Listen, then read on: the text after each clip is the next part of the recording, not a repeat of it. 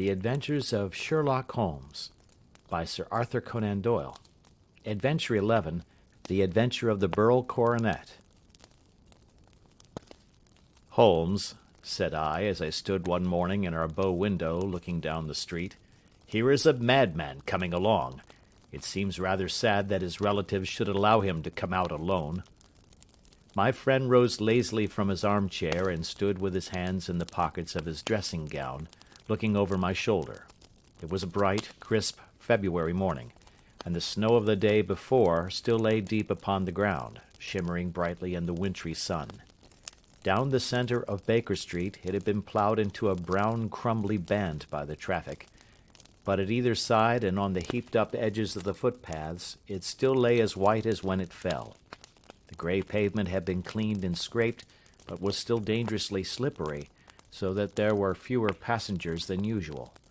Indeed, from the direction of the Metropolitan Station no one was coming save the single gentleman whose eccentric conduct had drawn my attention. He was a man of about 50, tall, portly, and imposing, with a massive, strongly marked face and a commanding figure. He was dressed in a sombre yet rich style, in black frock coat, shining hat, neat brown gaiters, and well-cut pearl-grey trousers.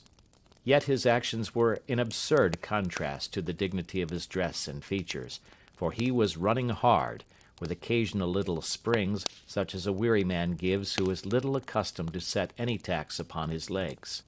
As he ran he jerked his hands up and down, waggled his head, and writhed his face into the most extraordinary contortions. "What on earth can be the matter with him?" I asked. "He is looking up at the numbers of the houses." "I believe that he is coming here," said Holmes, rubbing his hands. "Here?" "Yes. I rather think he is coming to consult me professionally. I think that I recognize the symptoms. Ha! Did I not tell you?" As he spoke, the man, puffing and blowing, rushed at our door, and pulled at our bell until the whole house resounded with the clanging. A few moments later he was in our room, still puffing, still gesticulating, but with so fixed a look of grief and despair in his eyes that our smiles were turned in an instant to horror and pity. For a while he could not get his words out, but swayed his body and plucked at his hair like one who has been driven to the extreme limits of his reason. Then, suddenly springing to his feet, he beat his head against the wall with such force that we both rushed upon him and tore him away to the centre of the room. Sherlock Holmes pushed him down into the easy-chair, and sitting beside him, patted his hand and chatted with him in the easy, soothing tones which he knew so well how to employ. "You have come to tell me your story, have you not?" said he. "You are fatigued with your haste. Pray wait until you have recovered yourself, and then I shall be most happy to look into any little problem which you may submit to me." The man sat for a minute or more with a heaving chest, fighting against his emotion. Then he passed his handkerchief over his brow, set his lips tight, and turned his face towards us. "No doubt you think me mad," said he. "I see that you have had some great trouble," responded Holmes. "God knows I have. A trouble which is enough to unseat my reason, so sudden and so terrible is it. Public disgrace I might have faced, although I am a man whose character has never yet borne a stain. Private affliction also is the lot of every man, but the two coming together, and in so frightful a form, have been enough to shake my very soul. Besides, it is not I alone. The very noblest in the land may suffer unless some way be found out of this horrible affair." "Pray compose yourself, sir," said Holmes, "and let me have a clear account of who you are and what it is that has befallen you." "My name," answered our visitor, "is probably familiar to your ears. I am Alexander Holder, of the banking firm of Holder and Stevenson, of Threadneedle Street." The name was indeed well known to us as belonging to the senior partner in the second largest private banking concern in the city of London. What could have happened, then, to bring one of the foremost citizens of London to this most pitiable pass? We waited, all curiosity, until with another effort he braced himself to tell his story. "I feel that time is of value," said he. "That is why I hastened here when the police inspector suggested that I should secure your cooperation. I came to Baker Street by the Underground and hurried from there on foot, for the cabs go slowly through the snow. That is why I was so out of breath, for I am a man who takes very little exercise. I feel better now, and I will put the facts before you as shortly and yet as clearly as I can. It is, of course, well known to you that in a successful banking business as much depends upon our being able to find remunerative investments for our funds as upon our increasing our connection and the number of our depositors. One of our most lucrative means of laying out money is in the shape of loans, where the security is unimpeachable. We have done a good deal in this direction during the last few years, and there are many noble families to whom we have advanced large sums upon the security of their pictures, libraries, or plate. Yesterday morning I was seated in my office at the bank when a card was brought in to me by one of the clerks. I started when I saw the name, for it was that of none other than, well, perhaps even to you I had better say no more than that it was a name which is a household word all over the earth, one of the highest, noblest, most exalted names in England. I was overwhelmed by the honor and attempted, when he entered, to say so, but he plunged at once into business with the air of a man who wishes to hurry quickly through a disagreeable task. "Mr. Holder," said he, "I have been informed that you are in the habit of advancing money." "The firm does so when the security is good," I answered. "It is absolutely essential to me," said he, "that I should have £50,000 at once. I could, of course, borrow so trifling a sum 10 times over from my friends, but I much prefer to make it a matter of business, and to carry out that business myself. In my position you can readily understand that it is unwise to place oneself under obligations." "For how long, may I ask, do you want this sum?" I asked.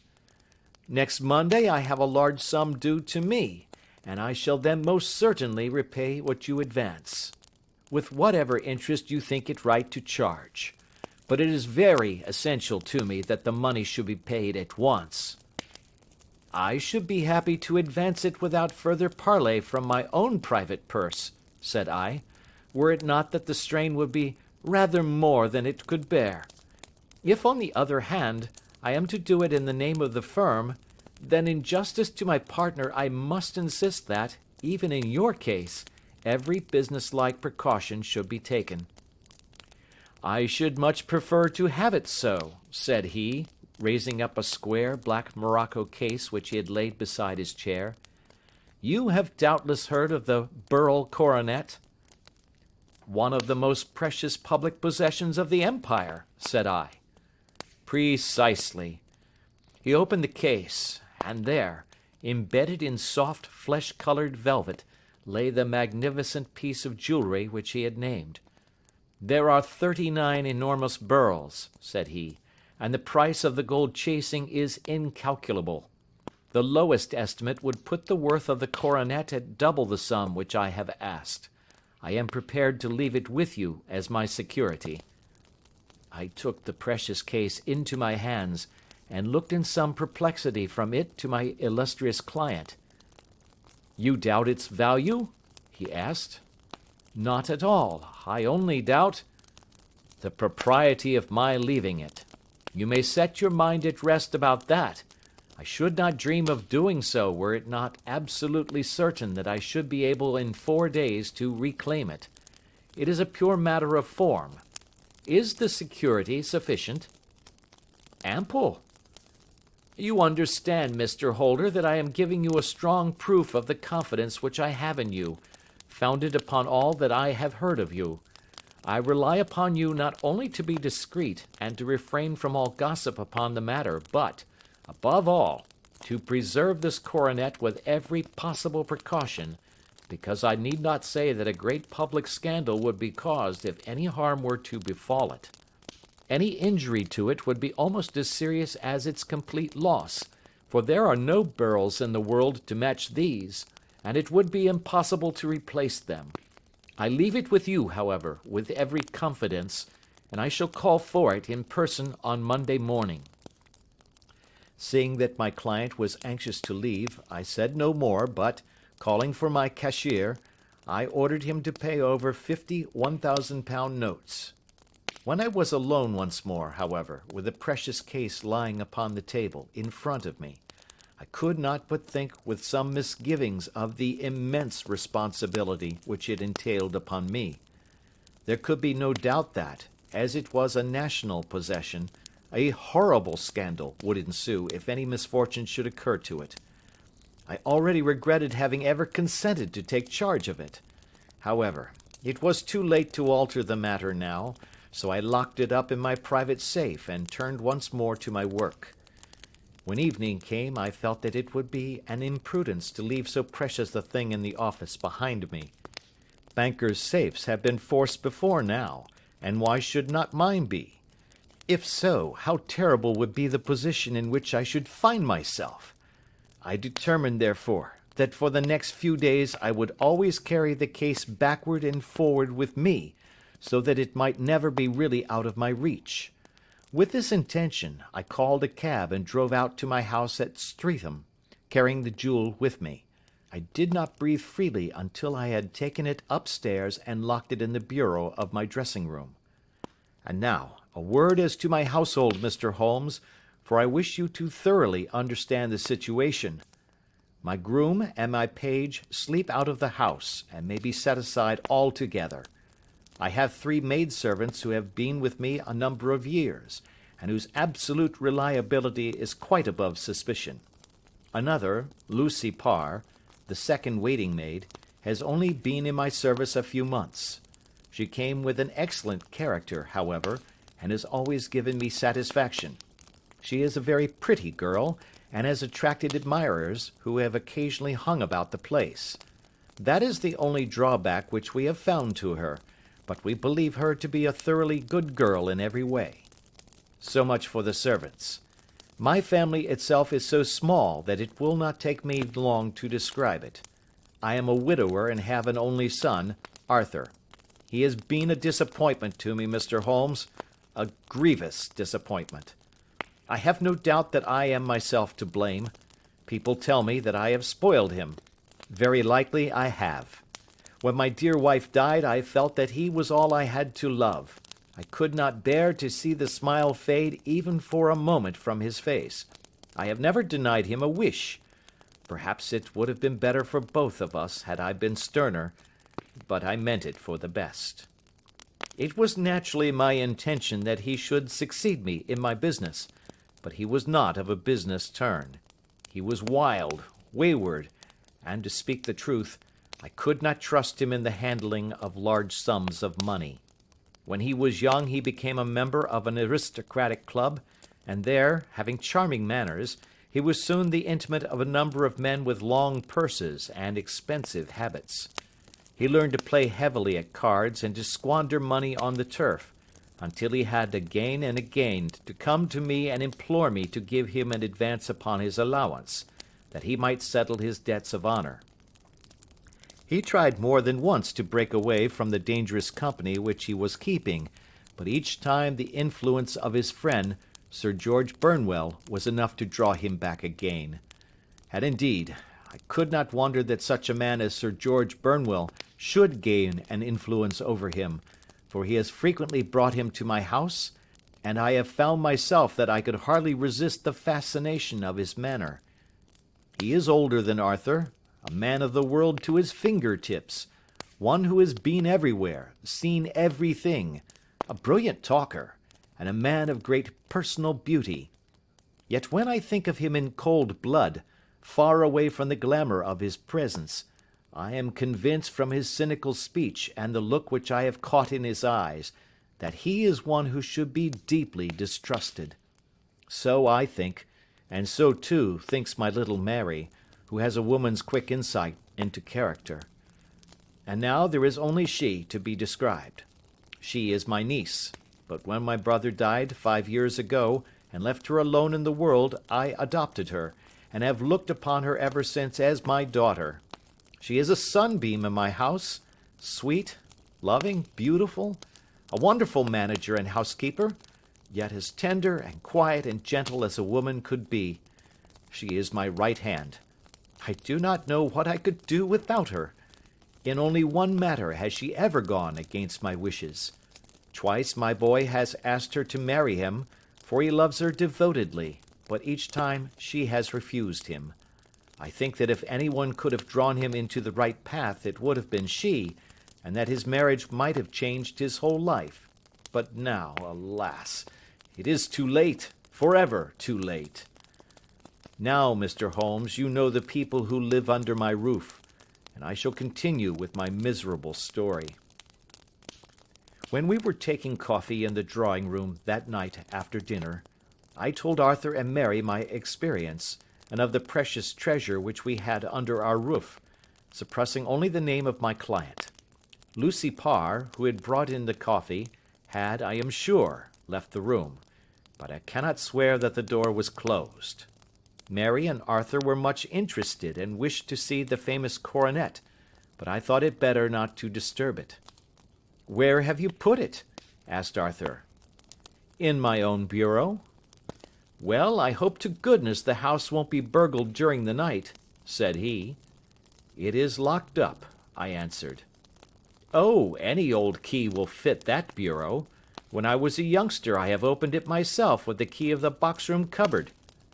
He often had a wild way of talking, so that I thought little of what he said. He followed me to my room, however, that night with a very grave face. "Look here, Dad," said he, with his eyes cast down. "Can you let me have £200? "No, I cannot," I answered sharply. "I have been far too generous with you in money matters." "You have been very kind," said he, "but I must have this money, or else I can never show my face inside the club again." "And a very good thing too," I cried. "Yes, but you would not have me leave it a dishonored man," said he. "I could not bear the disgrace. I must raise the money in some way, and if you will not let me have it, then I must try other means." I was very angry, for this was the third demand during the month. "You shall not have a farthing from me," I cried, on which he bowed and left the room without another word. When he was gone, I unlocked my bureau, made sure that my treasure was safe, and locked it again. Then I started to go round the house to see that all was secure, a duty which I usually leave to Mary, but which I thought it well to perform myself that night. As I came down the stairs, I saw Mary herself at the side window of the hall, which she closed and fastened as I approached. "Tell me, Dad," said she, looking, I thought, a little disturbed, "did you give Lucy, the maid, leave to go out tonight?" "Certainly not. She came in just now by the back door. I have no doubt that she has only been to the side gate to see someone, but I think that it is hardly safe and should be stopped." "You must speak to her in the morning, or I will if you prefer it. Are you sure that everything is fastened?" "Quite sure, Dad." "Then, good night." I kissed her and went up to my bedroom again, where I was soon asleep. I am endeavouring to tell you everything, Mr. Holmes, which may have any bearing upon the case, but I beg that you will question me upon any point which I do not make clear. "On the contrary, your statement is singularly lucid." "I come to a part of my story now in which I should wish to be particularly so. I am not a very heavy sleeper, and the anxiety in my mind tended, no doubt, to make me even less so than usual. About 2 in the morning, then, I was awakened by some sound in the house. It had ceased ere I was wide awake, but it had left an impression behind it as though a window had gently closed somewhere. I lay listening with all my ears. Suddenly, to my horror, there was a distinct sound of footsteps moving softly in the next room.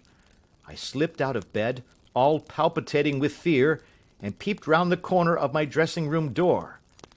"Arthur!" I screamed. "You villain! You thief! How dare you touch that coronet?" The gas was half up, as I had left it, and my unhappy boy, dressed only in his shirt and trousers, was standing beside the light, holding the coronet in his hands. He appeared to be wrenching at it, or bending it with all his strength. At my cry he dropped it from his grasp and turned as pale as death. I snatched it up and examined it. One of the gold corners, with 3 of the Beryls in it, was missing. "You blackguard!" I shouted, beside myself with rage. "You have destroyed it! You have dishonored me forever! Where are the jewels which you have stolen?" "Stolen?" he cried. "Yes, thief!" I roared, shaking him by the shoulder. "There are none missing. There cannot be any missing," said he. "There are 3 missing, and you know where they are. Must I call you a liar as well as a thief? Did I not see you trying to tear off another piece?" "You have called me names enough," said he. "I will not stand it any longer. I shall not say another word about this business, since you have chosen to insult me. I will leave your house in the morning and make my own way in the world." "You shall leave it in the hands of the police!" I cried, half mad with grief and rage. "I shall have this matter probed to the bottom." "You shall learn nothing from me," said he, with a passion such as I should not have thought was in his nature. "If you choose to call the police, let the police find what they can." By this time the whole house was astir, for I had raised my voice in my anger. Mary was the first to rush into my room, and at the sight of the coronet and of Arthur's face, she read the whole story, and with a scream, fell down senseless on the ground. I sent the housemaid for the police, and put the investigation into their hands at once. When the inspector and a constable entered the house, Arthur, who had stood sullenly with his arms folded, asked me whether it was my intention to charge him with theft. I answered that it had ceased to be a private matter, but had become a public one, since the ruined coronet was national property. I was determined that the law should have its way in everything. "At least," said he, "you will not have me arrested at once. It would be to your advantage as well as mine if I might leave the house for 5 minutes." "That you may get away, and perhaps that you may conceal what you have stolen," said I. And then, realizing the dreadful position in which I was placed, I implored him to remember that not only my honor but that of one who was far greater than I was at stake, and that he threatened to raise a scandal which would convulse the nation. He might avert it all if he would but tell me what he had done with the 3 missing stones. "You may as well face the matter," said I. "You have been caught in the act, and no confession could make your guilt more heinous. If you but make such reparation as is in your power, by telling us where the Beryls are, all shall be forgiven and forgotten."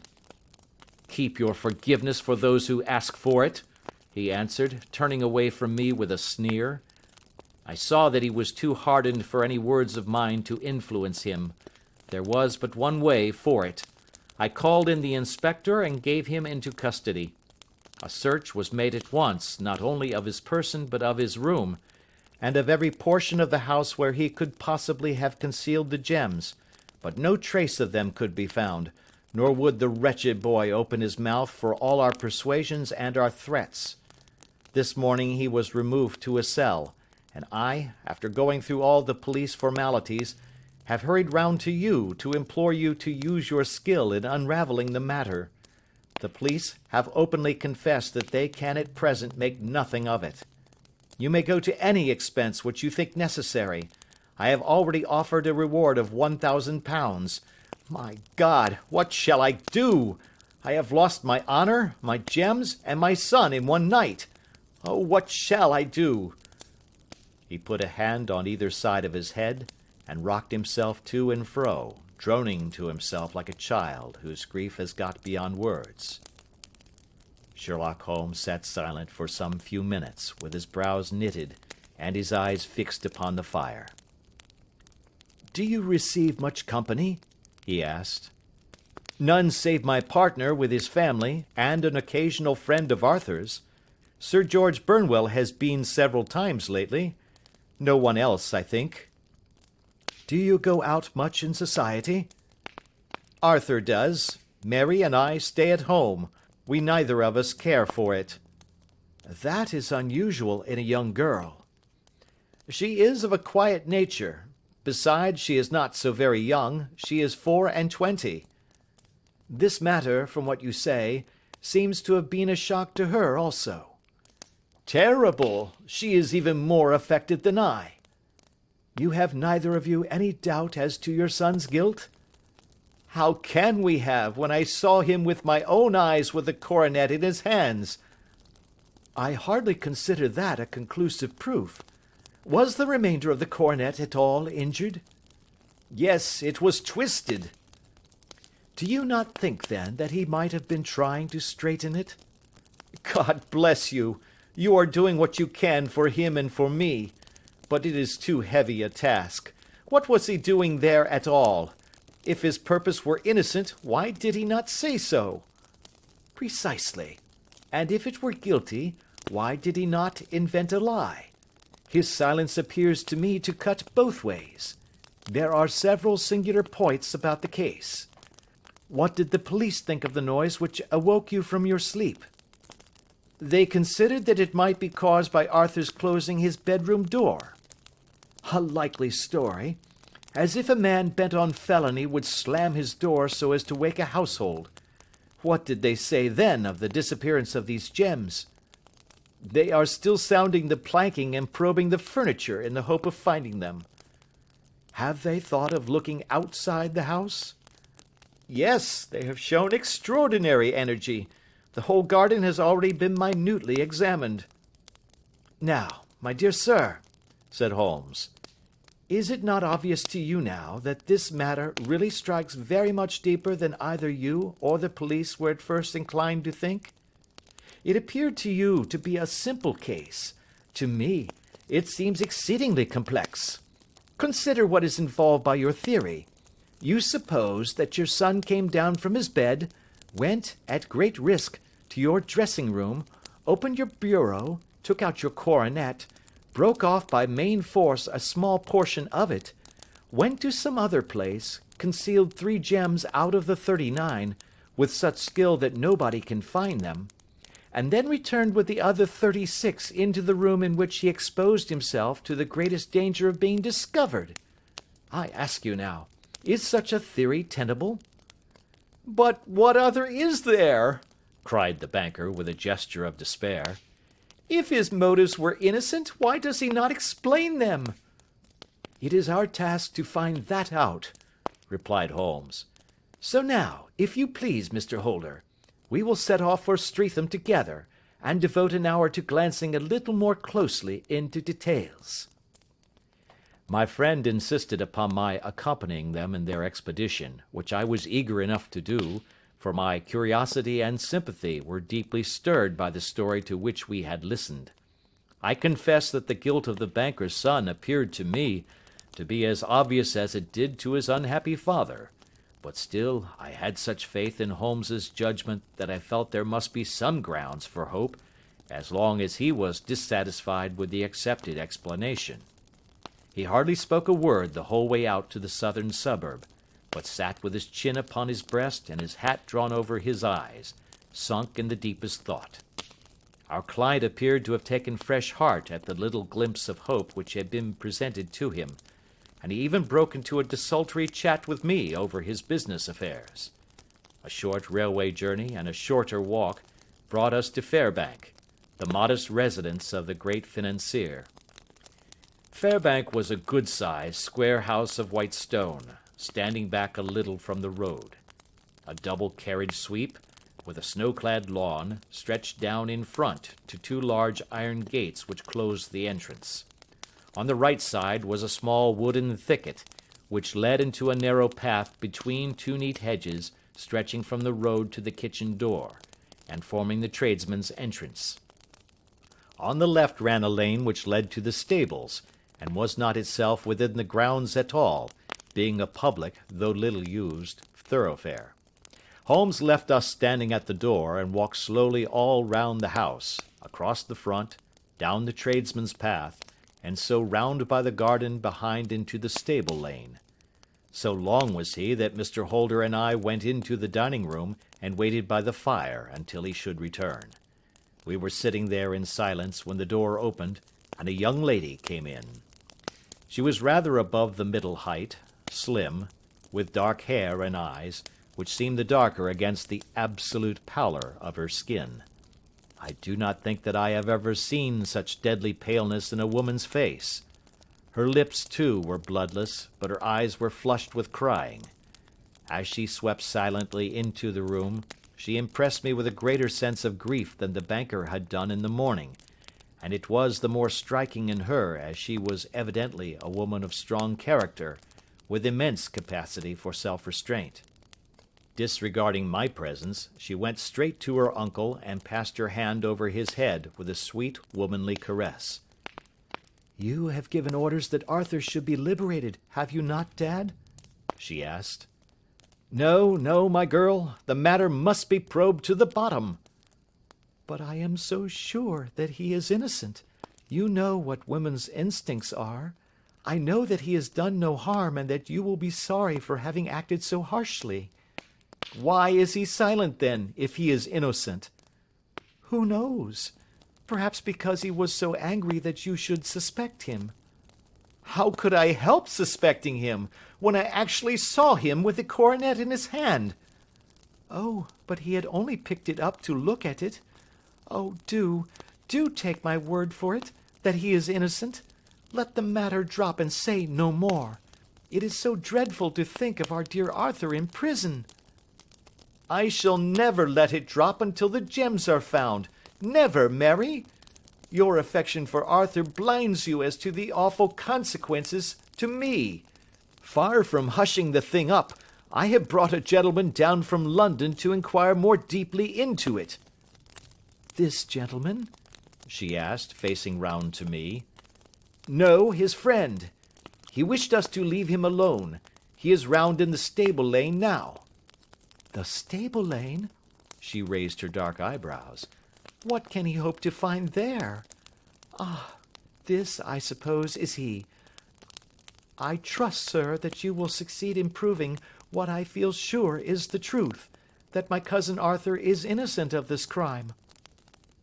"I fully share your opinion, and I trust with you that we may prove it," returned Holmes, going back to the mat to knock the snow from his shoes. "I believe I have the honor of addressing Miss Mary Holder. Might I ask you a question or two?" "Pray do, sir, if it may help to clear this horrible affair up." "You heard nothing yourself last night?" "Nothing, until my uncle here began to speak loudly. I heard that, and I came down." "You shut up the windows and doors the night before. Did you fasten all the windows?" "Yes." "Were they all fastened this morning?" "Yes." "You have a maid who has a sweetheart. I think that you remarked to your uncle last night that she had been out to see him?" "Yes, and she was the girl who waited in the drawing-room, and who may have heard uncle's remarks about the coronet." "I see. You infer that she may have gone out to tell her sweetheart, and that the two may have planned the robbery." "But what is the good of all these vague theories?" cried the banker impatiently, "when I have told you that I saw Arthur with a coronet in his hands?" "Wait a little, Mr. Holder. We must come back to that. About this girl, Miss Holder. You saw her return by the kitchen door, I presume?" "Yes. When I went to see if the door was fastened for the night, I met her slipping in. I saw the man, too, in the gloom." "Do you know him?" "Oh, yes. He is the greengrocer who brings our vegetables round. His name is Francis Prosper." "He stood," said Holmes, "to the left of the door. That is to say, farther up the path than is necessary to reach the door?" "Yes, he did." "And he is a man with a wooden leg?"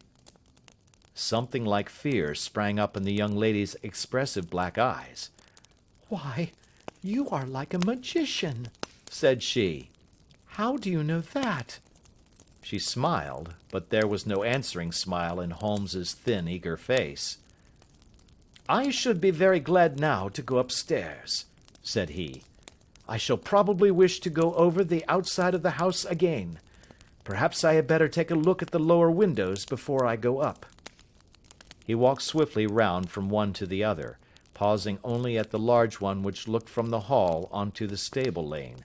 This he opened and made a very careful examination of the sill with his powerful magnifying lens. "Now we shall go upstairs," said he at last. The banker's dressing-room was a plainly furnished little chamber, with a grey carpet, a large bureau, and a long mirror. Holmes went to the bureau first and looked hard at the lock. "Which key was used to open it?" he asked. "That which my son himself indicated, that of the cupboard of the lumber room." "Have you it here?" "That is it on the dressing table." Sherlock Holmes took it up and opened the bureau. "It is a noiseless lock," said he. "It is no wonder that it did not wake you. This case, I presume, contains the coronet. We must have a look at it." He opened the case, and taking out the diadem, he laid it upon the table. It was a magnificent specimen of the jeweller's art, and the 36 stones were the finest that I have ever seen. At one side of the coronet was a cracked edge, where a corner holding 3 gems had been torn away. "Now, Mr. Holder," said Holmes, "here is the corner which corresponds to that which has been so unfortunately lost. Might I beg that you will break it off?" The banker recoiled in horror. "I should not dream of trying," said he. "Then I will." Holmes immediately bent his strength upon it, but without result. "I feel it give a little," said he, "but though I am exceptionally strong in the fingers, it would take all my time to break it. An ordinary man could not do it. Now, what do you think would happen if I did break it, Mr. Holder? There would be a noise like a pistol shot.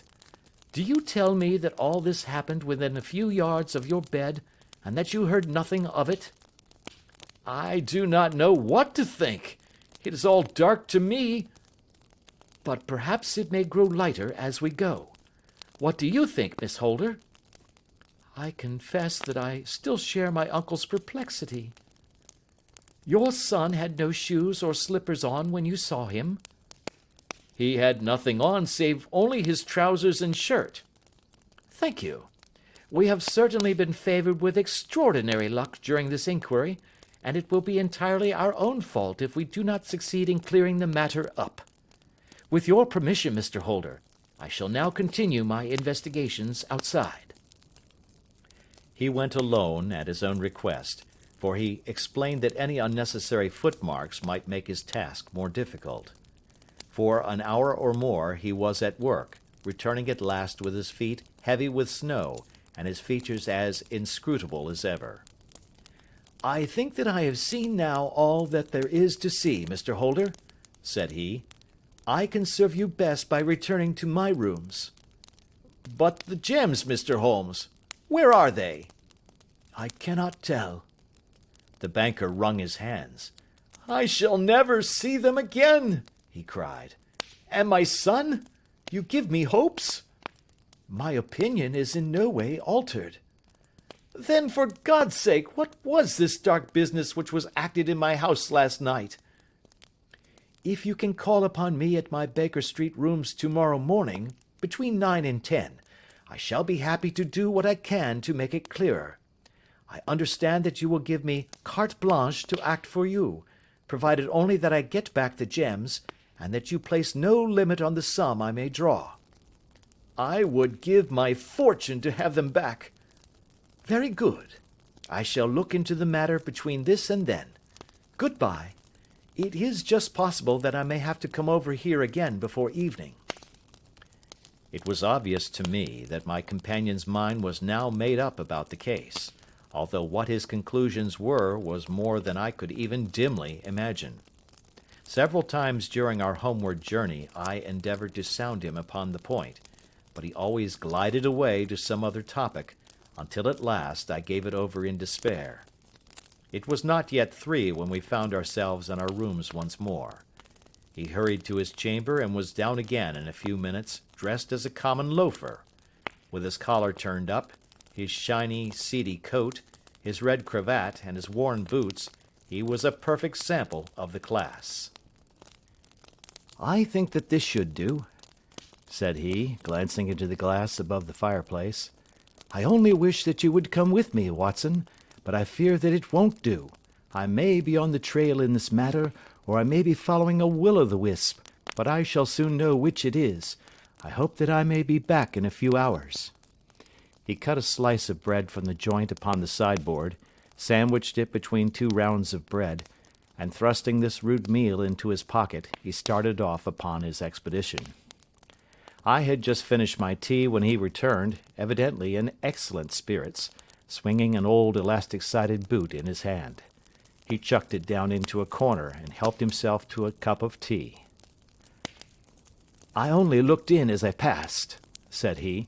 "I'm going right on." "Where to?" "Oh, to the other side of the West End. It may be some time before I get back. Don't wait up for me in case I should be late." "How are you getting on?" "Oh, so-so. Nothing to complain of. I have been out to Streatham since I saw you last, but I did not call at the house. It is a very sweet little problem, and I would not have missed it for a good deal. However, I must not sit gossiping here, but must get these disreputable clothes off and return to my highly respectable self."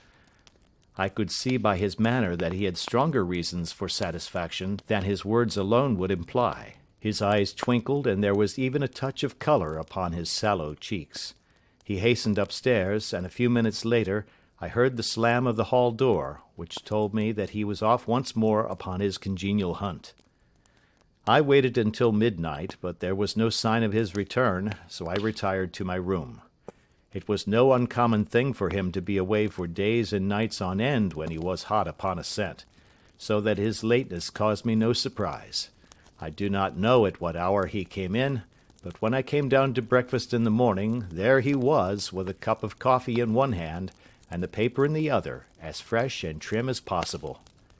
"You will excuse my beginning without you, Watson," said he, "but you remember that our client has rather an early appointment this morning." "Why, it is after 9 now," I answered. "I should not be surprised if that were he. I thought I heard a ring." It was, indeed, our friend the financier. I was shocked by the change which had come over him, for his face, which was naturally of a broad and massive mould, was now pinched and fallen in, while his hair seemed to me at least a shade whiter. He entered with a weariness and lethargy which was even more painful than his violence of the morning before, and he dropped heavily into the armchair, which I pushed forward for him. "I do not know what I have done to be so severely tried," said he. "Only 2 days ago I was a happy and prosperous man, without a care in the world. Now I am left to a lonely and dishonoured age. One sorrow comes close upon the heels of another. My niece, Mary, has deserted me." "Deserted you?" "Yes.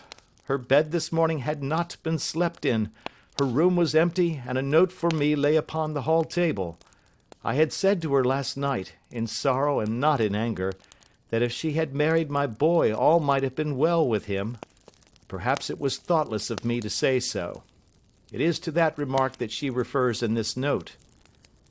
My dearest uncle, I feel that I have brought trouble upon you, and that if I had acted differently this terrible misfortune might never have occurred. I cannot, with this thought in my mind, ever again be happy under your roof, and I feel that I must leave you forever. Do not worry about my future, for that is provided for, and above all, do not search for me, for it will be fruitless labor and an ill service to me. In life or in death, I am ever your loving Mary." What could she mean by that note, Mr. Holmes? Do you think it points to suicide? No, no, nothing of the kind. It is perhaps the best possible solution. I trust, Mr. Holder, that you are nearing the end of your troubles. Ha! You say so. You have heard something, Mr. Holmes? You have learned something. Where are the gems? You would not think £1,000 apiece an excessive sum for them? I would pay 10. That would be unnecessary. 3,000 will cover the matter, and there is a little reward, I fancy. Have you your cheque-book? Here is a pen. Better make it out for £4,000. With a dazed face, the banker made out the required cheque. Holmes walked over to his desk, took out a little triangular piece of gold with 3 gems in it, and threw it down upon the table. With a shriek of joy, our client clutched it up. "You have it!" he gasped. "I am saved! I am saved!" The reaction of joy was as passionate as his grief had been, and he hugged his recovered gems to his bosom. "There is one other thing you owe, Mr. Holder," said Sherlock Holmes rather sternly. "Oh!" He caught up a pen. "Name the sum, and I will pay it." "No, the debt is not to me. You owe a very humble apology to that noble lad, your son, who has carried himself in this matter as I should be proud to see my own son do, should I ever chance to have one." "Then it was not Arthur who took them?" "I told you yesterday, and I repeat today, that it was not." "You are sure of it? Then let us hurry to him at once to let him know that the truth is known." "He knows it already. When I had cleared it all up, I had an interview with him, and finding that he would not tell me the story, I told it to him, on which he had to confess that I was right, and to add the very few details which were not yet quite clear to me. Your news of this morning, however, may open his lips." "For heaven's sake, tell me, then, what is this extraordinary mystery?"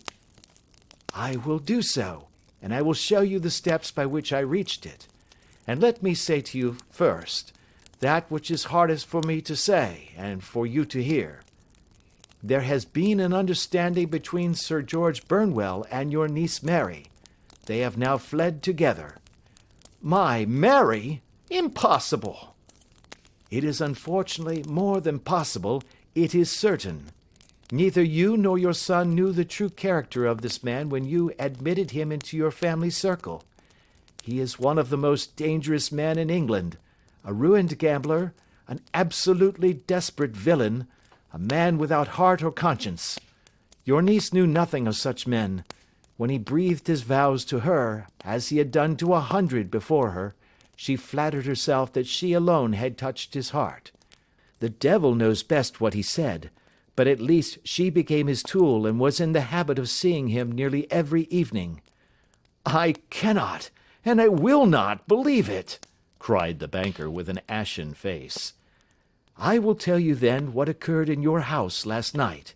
Your niece, when you had, as she thought, gone to your room, slipped down and talked to her lover through the window which leads into the stable lane. His footmarks had pressed right through the snow, so long had he stood there. She told him of the coronet. His wicked lust for gold kindled at the news, and he bent her to his will. I have no doubt that she loved you, but there are women in whom the love of a lover extinguishes all other loves, and I think that she must have been one. She had hardly listened to his instructions when she saw you coming downstairs, on which she closed the window rapidly, and told you about one of the servants' escapades with her wooden-legged lover, which was all perfectly true. Your boy, Arthur, went to bed after his interview with you, but he slept badly, on account of his uneasiness about his club debts. In the middle of the night, he heard a soft tread pass his door, so he rose, and looking out, was surprised to see his cousin walking very stealthily along the passage, until she disappeared into your dressing-room. Petrified with astonishment, the lad slipped on some clothes and waited there in the dark to see what would come of this strange affair. Presently she emerged from the room again, and in the light of the passage lamp your son saw that she carried the precious coronet in her hands. She passed down the stairs, and he, thrilling with horror, ran along and slipped behind the curtain near your door, whence he could see what passed in the hall beneath. He saw her stealthily open the window, hand out the coronet to someone in the gloom, and then closing it once more hurry back to her room, passing quite close to where he stood hid behind the curtain. As long as she was on the scene, he could not take any action without a horrible exposure of the woman whom he loved. But the instant that she was gone, he realized how crushing a misfortune this would be for you, and how all-important it was to set it right. He rushed down, just as he was, in his bare feet, opened the window, sprang out into the snow, and ran down the lane where he could see a dark figure in the moonlight. Sir George Burnwell tried to get away, but Arthur caught him, and there was a struggle between them, your lad tugging at one side of the coronet, and his opponent at the other. In the scuffle, your son struck Sir George, and cut him over the eye. Then something suddenly snapped, and your son, finding that he had the coronet in his hands, rushed back, closed the window, ascended to your room, and had just observed that the coronet had been twisted in the struggle, and was endeavouring to straighten it when you appeared upon the scene. "Is it possible?" gasped the banker. You then roused his anger by calling him names at a moment when he felt that he had deserved your warmest thanks. He could not explain the true state of affairs without betraying one who certainly deserved little enough consideration at his hands. He took the more chivalrous view, however, and preserved her secret. "And that was why she shrieked and fainted when she saw the coronet," cried Mr. Holder. "Oh, my God! What a blind fool I have been!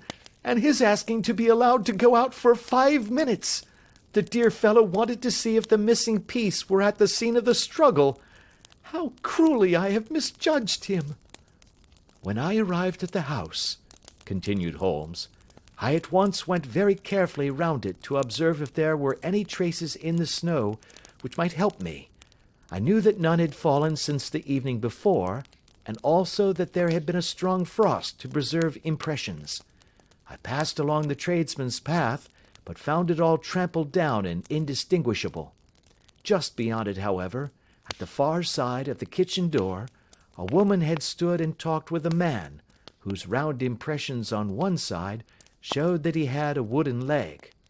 I could even tell that they had been disturbed, for the woman had run back swiftly to the door, as was shown by the deep toe and light heel marks, while Woodenleg had waited a little, and then had gone away. I thought at the time that this might be the maid and her sweetheart, of whom you had already spoken to me, and inquiry showed it was so. I passed round the garden without seeing anything more than random tracks, which I took to be the police. But when I got into the stable lane, a very long and complex story was written in the snow in front of me. There was a double line of tracks of a booted man, and a second double line which I saw with delight belonged to a man with naked feet. I was at once convinced from what you had told me that the latter was your son. The first had walked both ways, but the other had run swiftly, and as his tread was marked in places over the depression of the boot, it was obvious that he had passed after the other. I followed them up, and found they led to the hall window, where Boots had worn all the snow away while waiting. Then I walked to the other end, which was 100 yards or more down the lane. I saw where Boots had faced round, where the snow was cut up as though there had been a struggle, and finally, where a few drops of blood had fallen to show me that I was not mistaken. Boots had then run down the lane, and another little smudge of blood showed that it was he who had been hurt. When he came to the high road at the other end, I found that the pavement had been cleared, so there was an end to that clue. On entering the house, however, I examined, as you remember, the sill and framework of the hall window with my lens, and I could at once see that someone had passed out.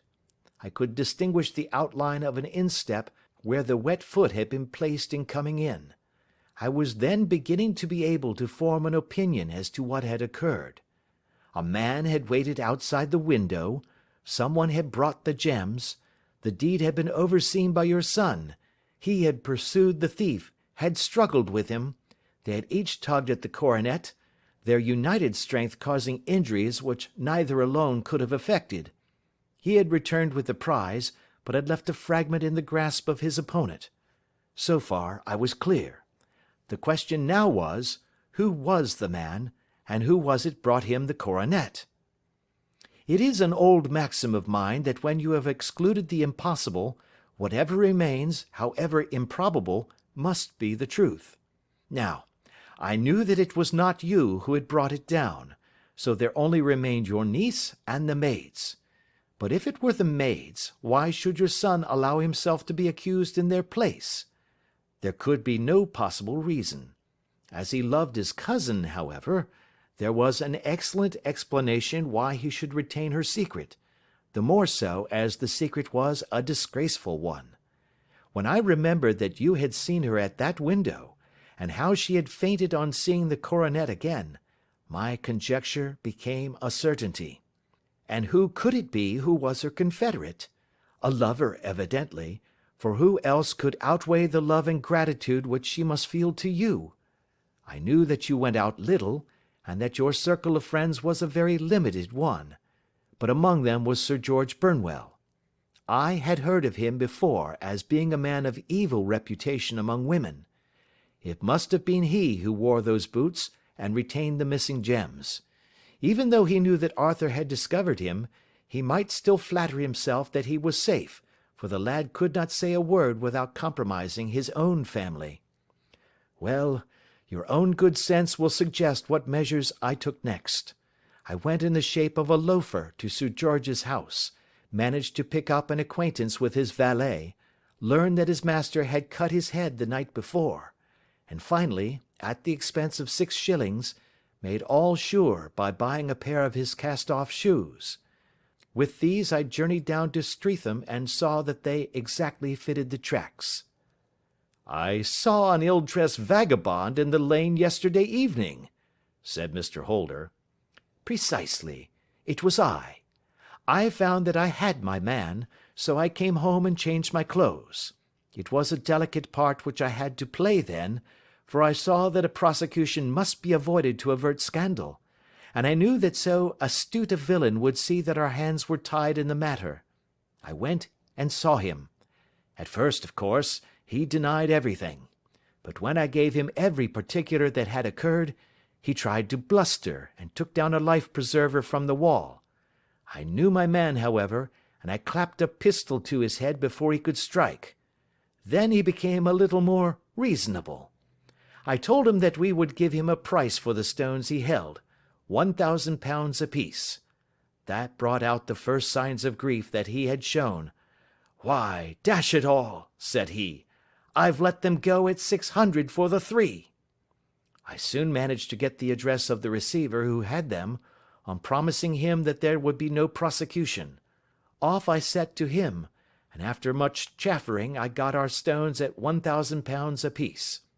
Then I looked in upon your son, told him that all was right, and eventually got to my bed about 2 o'clock, after what I may call a really hard day's work." "A day which has saved England from a great public scandal," said the banker, rising. "Sir, I cannot find words to thank you, but you shall not find me ungrateful for what you have done. Your skill has indeed exceeded all that I have heard of it. And now I must fly to my dear boy to apologize to him for the wrong which I have done him. And as to what you tell me of poor Mary, it goes to my very heart. Not even your skill can inform me where she is now." "I think that we may safely say," returned Holmes, "that she is wherever Sir George Burnwell is. It is equally certain, too, that whatever her sins are, they will soon receive a more than sufficient punishment." End of Adventure 11.